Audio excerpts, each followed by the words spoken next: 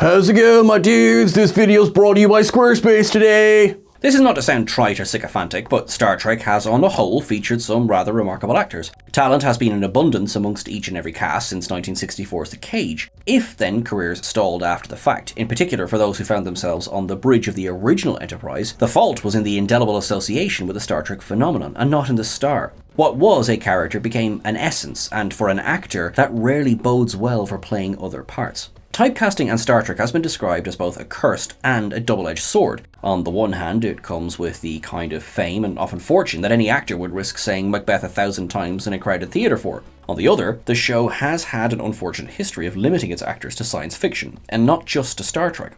If, for some, typecasting has been a temporary hurdle, for others it has been a lifelong affliction. Actors have reportedly turned down recurring roles on Star Trek for fear of it. The flip side is, of course, these actors who haven't suffered from typecasting at all, going on or continuing to play other iconic characters, so diametrically opposed that it is equally hard for newer Trek fans not to see Galina Red Reznikovs when Captain Janeway pops up on the screen. There's a certain immortality in being associated with Star Trek, said Walter Koenig in Parade magazine in 1978. That is endlessly true. For some Trek actors, however, including Koenig himself to a degree, living forever has been all too vicarious an experience.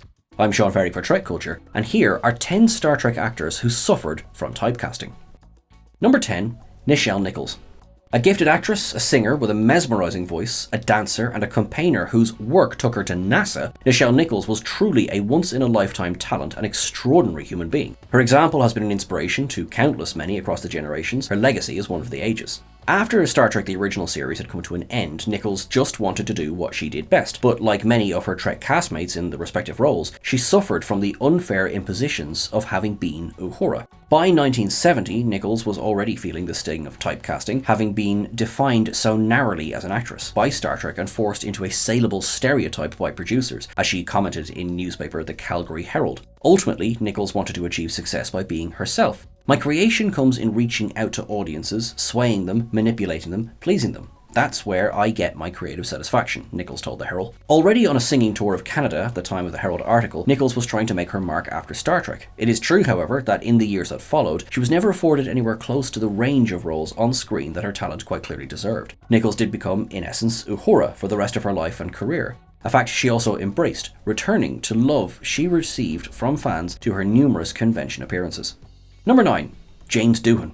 Sadly, given the man's flair for his craft, James Doohan is one of the most emblematic cases on this list. He became so intimately associated with the Enterprise engineer that he struggled to find other roles. In 1992, Doohan gave a presentation at NASA and answered a question from the audience about a possible return to Star Trek as follows. I'm really making a concentrated effort to do characters far away from doing one with an accent, or certainly one with a Scottish accent, because I have been typecast, and it is absolutely deadly. That happened to me, seriously, by 1971. For the next 5 years, I didn't work in the business at all, and that is deadly.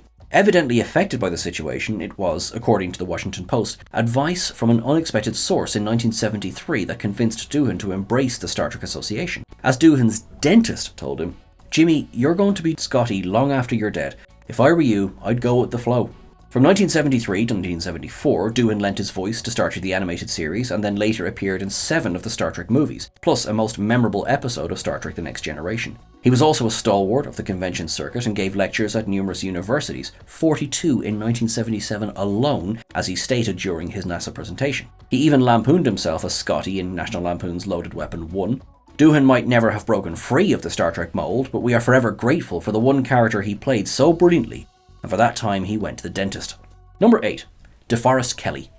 At this point, it might seem like we have something against the actors of the original series. The unfortunate reality is that the curse, or double-edged consequence, of being in Star Trek, as the New York Times phrased it in 1991, affected certain members of its very first cast the most. DeForest Kelly's career is a tale of two halves. Having got his start as one of the leads in the 1947 film Fear the Night, he went on to appear in several other films and TV shows before landing the legendary role of Dr. Leonard McCoy. After 1969, what the New York Times piece further qualified as the Lifetime Starfleet Commission of Typecasting befell Kelly, who didn't work much at all outside Star Trek until his untimely death in 1999.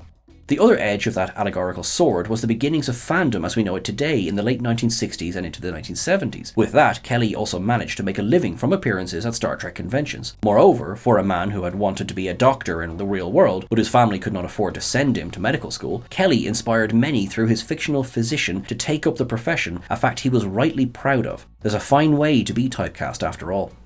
Number 7. Michael Dorne. 4 years into the run of Star Trek The Next Generation, the Los Angeles Times ran a piece on the continuing success of the franchise. Even at that stage, the article touched on the question that concerns us here, pointing out that the actors themselves may grow weary of their roles, especially if they perceive a danger of being as terminally typecast as their predecessors. However, Michael Dorne already had a different interpretation of the subject. If what happened to the first cast is called being typecast, then I want to be typecast. They are making their 6th movie. Name me someone else in the television who has made 6 movies. Dorne was cast in Star Trek quite a few more times, 283 times in total as Worf, episodes and movies combined to be precise. He also appeared in the franchise as other characters, including one in Star Trek VI The Undiscovered Country that would have the grandfather paradox wondering what to do with itself. It is little surprise, therefore, that Worf is the character with which the actor is most associated.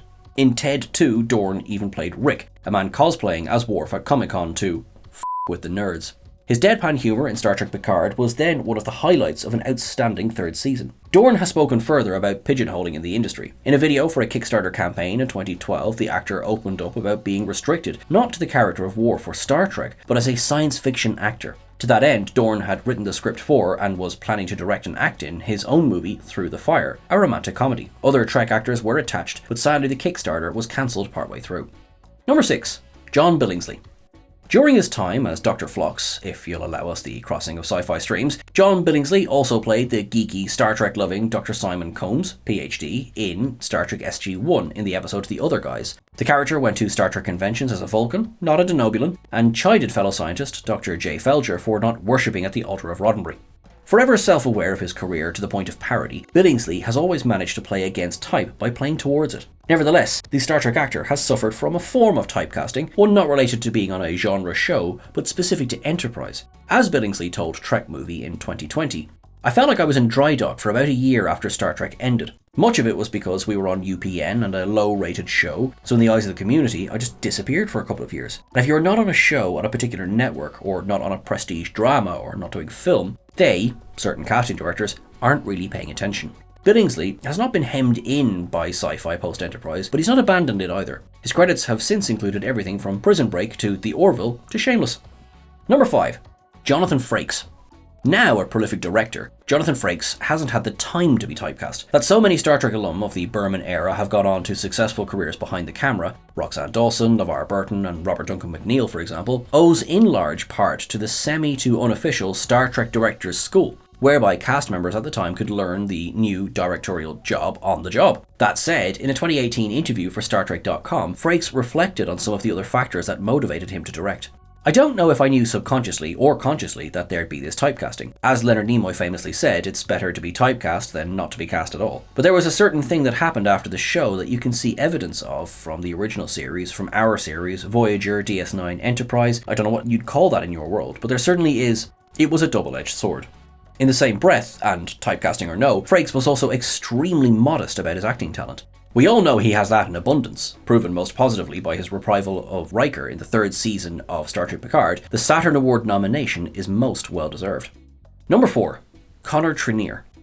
Like John Billingsley and others, Connor Trinneer also crossed the Star franchises, this time to the Pegasus Galaxy for Stargate Atlantis, in which he played the decidedly more serious and recurring role of Michael Kenmore, a Wraith turned human turned partway back to Wraith. He also played Professor Langford in Stargate Origins. In an interview with the Stargate news site Gateworld in 2007 about his then ongoing role on Atlantis, the issue of typecasting was raised. Trinneer admitted that after Star Trek Enterprise had come to an end, he feared that playing Trip was going to pigeonhole him as a sci-fi actor. Ultimately, Trinneer had a far more stoic reply to Gateworld's decidedly direct, "So you're not being typecast at all?"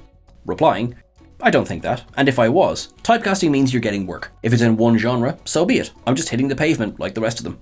As demonstrated here, typecasting is also being asked the question. Our own interrogations and misassociations can be part of the problem. Moreover, Trenier might have starred in other sci-fi shows since Enterprise, but he's equally shown his range in the likes of American Maid and The Fabelmans. He has fully embraced Trek with his podcast alongside Dominic Keating, The Shuttlepod Show, and of course, The Decon Chamber. Number 3. Patrick Stewart. Patrick Stewart has had, and continues to have, a highly successful award-winning career spanning a variety of roles, from just about every character in Shakespeare to the poop emoji.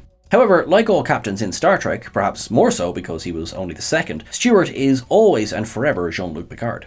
No doubt Stewart's second most iconic role was in yet another franchise behemoth. In a 2015 interview for KPCC's The Frame, Stewart admitted that he had been reluctant at first to take on the Marvel role because of the pitfalls of the close identification with one particular character he had already begun to feel with Picard. Stewart went on to say, "Jean-Luc Picard was who I was. I did finally get into a room to meet with a director who was doing a movie I wanted to be in as a supporting role, and we had a good meeting. At the end he said, 'Look, you're a terrific actor and I would love to have you in my movie. But why would I want Jean-Luc Picard in my picture?' That incident left Stewart feeling understandably hurt, and he even left Hollywood shortly after. For the longest while, Sir Patrick wasn't intent on playing Picard ever again. As he said in his memoir, Making It So, "I had very much enjoyed being Jean-Luc and kept him close to my heart, but I was done with him." Thankfully, we all now know he was persuaded otherwise. Number 2. Brent Spiner.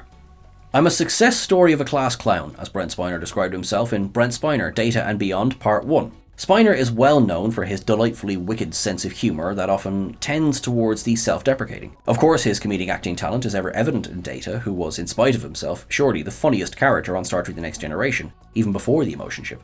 Though not unfamiliar with typecasting, Spiner has arguably not suffered from it the most. The actor appears on this list because he has taken the matter and, like Data hooked up on the computer in Disaster, humorously turned it on its head. In an interview for the Washington Post, Spiner commented, "I frankly like to think I've been typecast as the reason when I don't get jobs, because the alternative is that I'm just lousy. But all that being said, if I had to have one character I had to be typecast as, then it would be this character," meaning of course Data.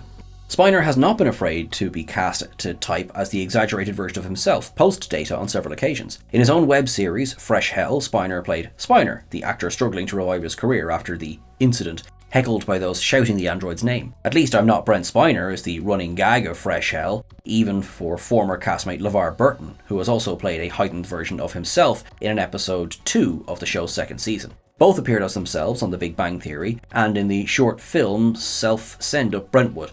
Who needs an Emmy anyway? Number 1. Leonard Nimoy. Well, he did basically write 2 books about it. As a title, I Am Not Spock caused a fair amount of backlash from press and fans alike who thought that Nimoy was trying to disassociate himself from the character. The nerve!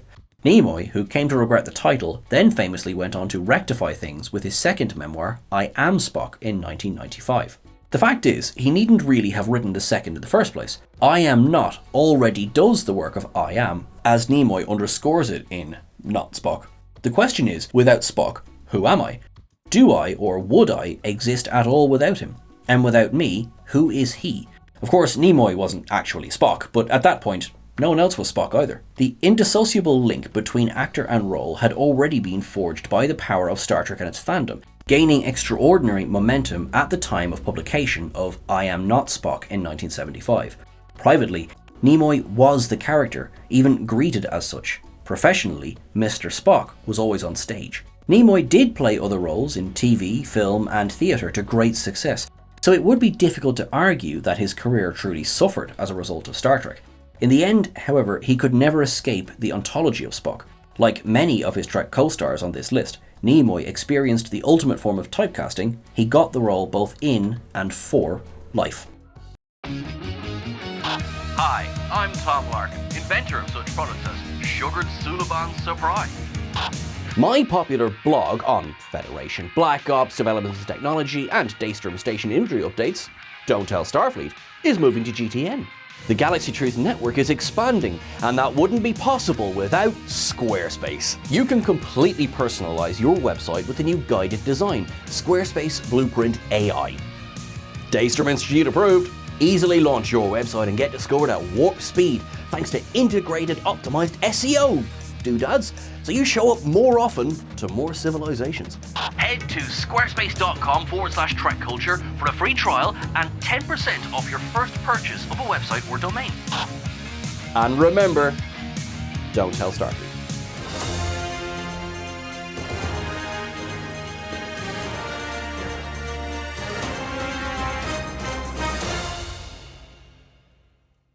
That's everything for our list today, folks. What did you think? Let us know in the comments below. Thank you so much to Jack Kiley, who wrote the article on which the video is based. You can check that out over on whatculture.com. I have been Sean Ferrick. You can follow myself at Sean Ferrick on the various socials. You can follow Jack at Jack Kiley 74656. And of course, don't forget to follow TrekCulture at TrekCulture on the various socials as well. You look after yourself until I'm talking to you again. Make sure that you live long and prosper. Go forward with kindness. And you know what? I think we might get there. Thanks very much, folks.